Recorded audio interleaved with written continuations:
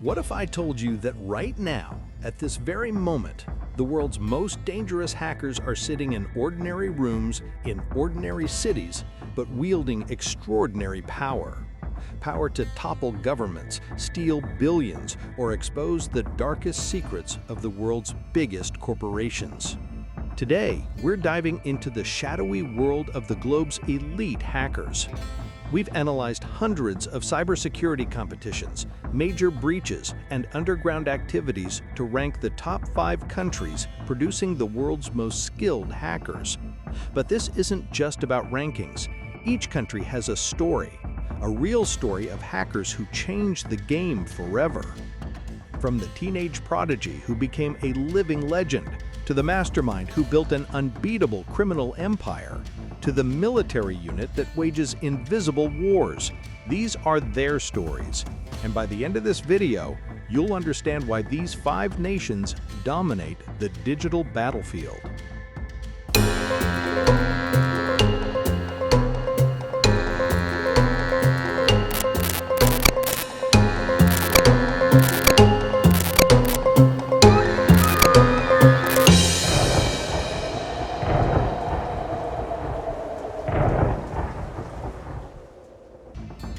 At number 1, the United States. But let me tell you about the hacker who put America on the map and made the FBI's life a living nightmare for 15 years. Meet Kevin Mitnick, codenamed Condor. Picture this. It's Christmas Day, 1994. Computer security expert Tsutomu Shimomura is enjoying his holiday when suddenly his personal computer starts doing things on its own. Files are being copied, systems are being infiltrated, and then a message appears. The message was mocking, distorted, a digital taunt from the world's most wanted cyber criminal. Mitnick hadn't just hacked Shimomura's computer, he had declared war on one of the world's top security experts. But here's what made Mitnick legendary. He rarely used sophisticated code.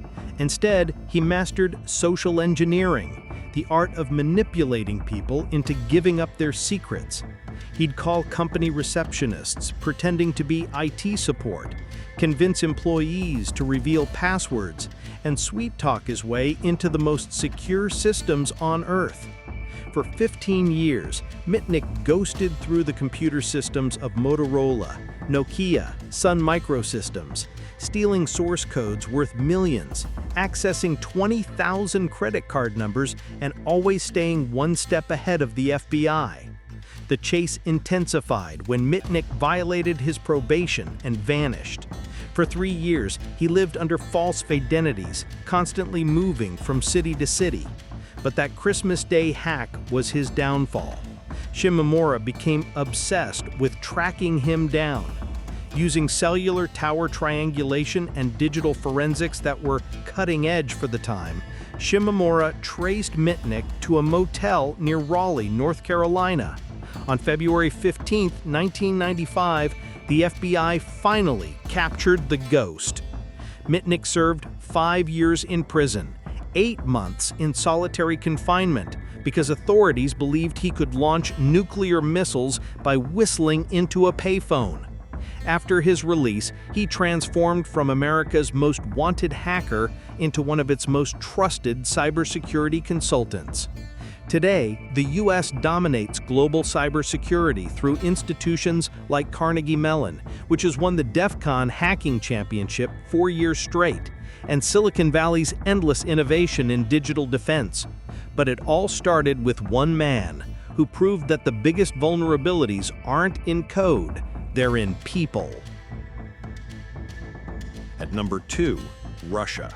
But this story isn't about state-sponsored hackers. It's about a 22-year-old who built a criminal empire so sophisticated that it took the combined efforts of multiple countries to bring it down. Meet Evgeny Slavik Bogachev. While most people his age were worried about college exams, Slavik was crafting the Zeus malware, a digital weapon that would eventually steal over $100 million from banks worldwide. But Zeus wasn't just malware. It was the foundation of Game Over Zeus, the most advanced botnet the world had ever seen. Imagine a network of 500,000 infected computers, all secretly controlled by Slavic, operating like a digital mafia. Here's what made Game Over Zeus terrifying. It used peer-to-peer technology, meaning there was no central server to shut down. It was like trying to kill a digital hydra, cut off one head and two more would appear. The operation was methodical and brutal.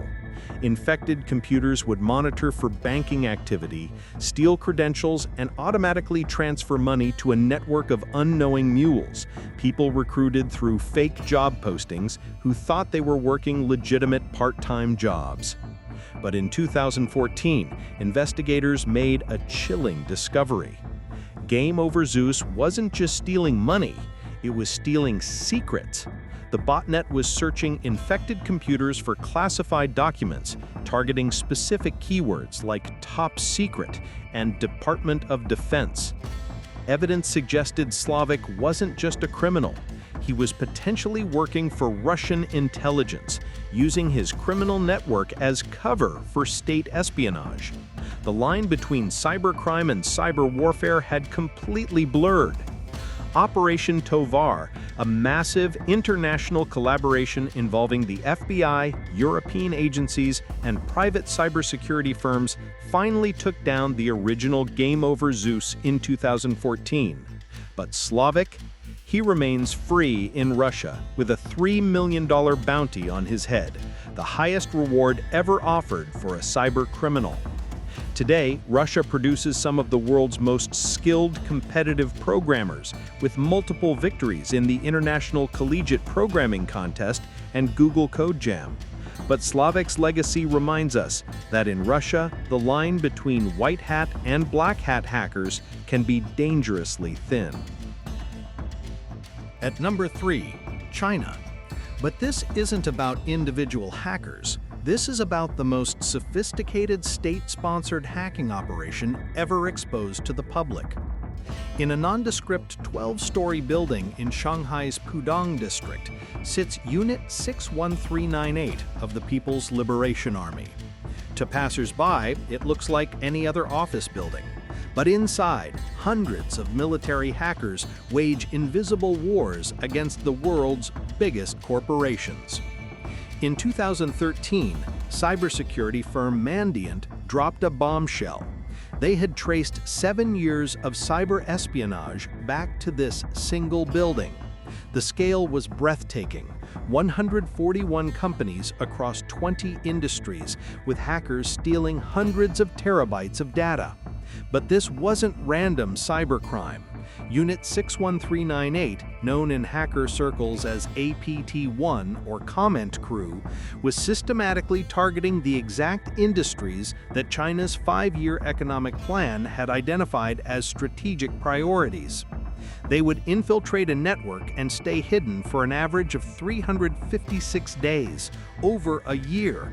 The longest occupation lasted 1,764 days, nearly 5 years of silent data theft. They stole everything: blueprints, business plans, pricing documents, employee emails, executive communications.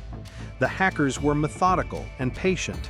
They'd send spear phishing emails that looked legitimate, exploit zero-day vulnerabilities, and establish multiple backdoors to ensure permanent access.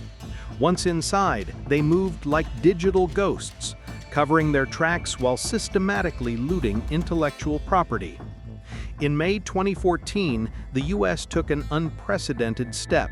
They indicted 5 Unit 61398 officers by name: Wang Dong, Sun Kailiang, Wen Xinyu, Gu Chunhui, and Huan Zhangyu. For the first time, state-sponsored hackers had faces and names. The 5 hackers had targeted major American companies including Westinghouse Electric, Alcoa, and U.S. Steel, stealing trade secrets that gave Chinese competitors unfair advantages in negotiations and manufacturing. What made Unit 61398 particularly dangerous was their English fluency and deep understanding of Western business culture. They weren't just technical experts. They were cultural infiltrators who understood exactly what data would be most valuable to steal. Today, China leads the International Collegiate Programming Contest with multiple recent victories, and their hackers continue to push the boundaries of both defensive and offensive cybersecurity. But Unit 61398 proved that in the digital age, economic warfare doesn't require armies, just keyboards. At number 4, Belarus, a small Eastern European nation that has produced one of the most dominant figures in competitive programming history, and he started his legendary career at just 11 years old. Meet Gennady Karatkevich, known in the programming world simply as Tourist. His story begins in 2005 in Gomel, Belarus, when an 11-year-old boy with an unusual talent for mathematics caught the attention of his computer science teacher. The teacher gave Gennady a simple programming book to read during summer vacation. 1 month passed, then another. No word from Gennady. Then suddenly his mother returned with a notebook full of code. The boy had been quietly mastering programming while other kids played football. At his first national competition as a second grader, Gennady took second place, earning him automatic entry to technical university without entrance exams. But here's the kicker. He solved a complex physics problem about buoyancy without even knowing Archimedes' principle. Pure mathematical intuition. What followed was the most dominant run in competitive programming history. 6 consecutive gold medals at the International Olympiad in Informatics, a record that still stands. World Championships at the International Collegiate Programming Contest in 2013 and 2015. But Gennady's true dominance came in online competitions. 8 Google Code Jam victories, 5 Meta Hacker Cup championships. In 2024, he became the first programmer in history to break the 4,000 ELO rating barrier on Codeforces, a milestone once thought impossible. During competitions, Gennady operates like a machine. While other programmers struggle with problems for hours, he reads, understands, and solves them in minutes. His handle, Tourist, comes from how easily he travels between different programming platforms, conquering each one. The most legendary moment came during a programming contest when Gennady was solving problems so fast that organizers thought there was a technical glitch. They investigated, only to find that one person was simply operating at a level beyond what seemed humanly possible. Companies like Google and Yandex have repeatedly tried to recruit him, offering astronomical salaries. But Gennady has consistently chosen to pursue his master's degree and continue competing, driven by pure love for the intellectual challenge. Belarus may be small, but through Gennady's dominance, it has proven that true genius can emerge from anywhere. His legacy has inspired a new generation of Belarusian programmers who see coding not just as a career, but as a form of art. At number 5, South Korea, one of the world's most connected nations, but that connectivity comes with a price. And that price was paid in blood, sweat, and digital warfare in 2013. March 20th, 2013. At exactly 2 p.m., South Korea's digital infrastructure began collapsing. Bank ATMs went offline. TV stations went dark. News websites crashed. In a matter of hours, the country's 3 largest banks and 3 major television networks were completely paralyzed. The attack was surgical and devastating. Malware spread through internal networks, systematically wiping hard drives and destroying 32,000 computers and servers. The message was clear. South Korea's digital dependence was also its greatest vulnerability. Initial investigations pointed to North Korea, but the true scope was more complex. The attackers had used Chinese IP addresses and sophisticated techniques to mask their origins. They had studied South Korean digital infrastructure for months, identifying critical vulnerabilities in the most connected society on Earth. The attack caused $750 million in immediate economic damage. But the psychological impact was even greater. South Korea realized that their technological advancement, which had made them a global leader in digital innovation, had also made them the perfect target. But here's where South Korea's hacker story gets interesting. Instead of retreating from technology, they doubled down on cybersecurity. The attack triggered a national awakening that transformed South Korea into one of the world's most cyber-secure nations. Korean white hat hackers began dominating international competitions. In 2025, the team Odin from Enki White Hat captured 24 out of 25 flags in the prestigious Kaspersky CTF competition, a near-perfect performance that shocked the global cybersecurity community.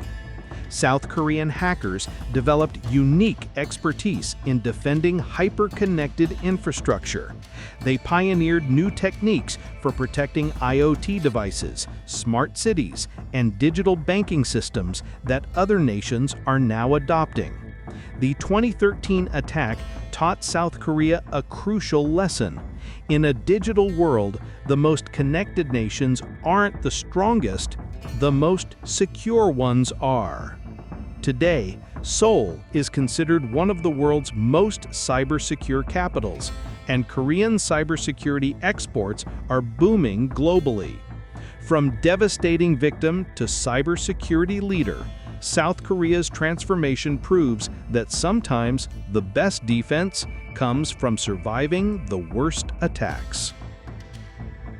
These 5 nations prove that hacking isn't just about breaking systems, it's about understanding them better than anyone else.